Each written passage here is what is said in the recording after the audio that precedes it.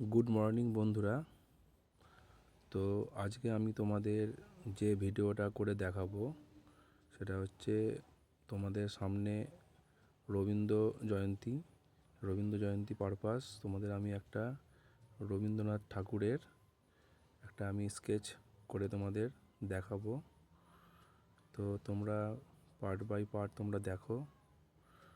তোমাদের প্রথমে আমি একটা হ্যান্ডমেড পেপারের উপরে 4 ভাগের 1 ভাগ নিয়ে তোমাদের ছবিটাকে লম্বা করে নিয়ে তোমরা ভালোভাবে স্কেচ করে নেবে।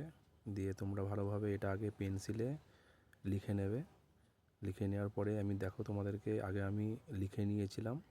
লিখে নেওয়ার পরে তোমাদেরকে আমি পেন্সিলে লিখে আবার তোমাদের দেখাচ্ছি। তোমরা এটাকে আস্তে আস্তে করে আগে ছবিটা দেখে করে নেবে। তারপরে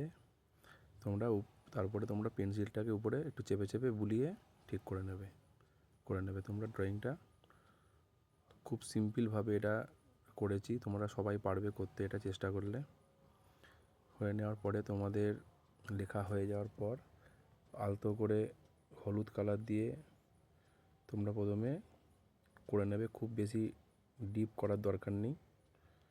তো তোমরা এটা করতে পারবে খুব সহজেই। তো তোমরা দেখো এটা কীভাবে আমি করছি, কীভাবে আমি কী রং দিয়ে এটা করছি, তোমরা দেখতে থাকো।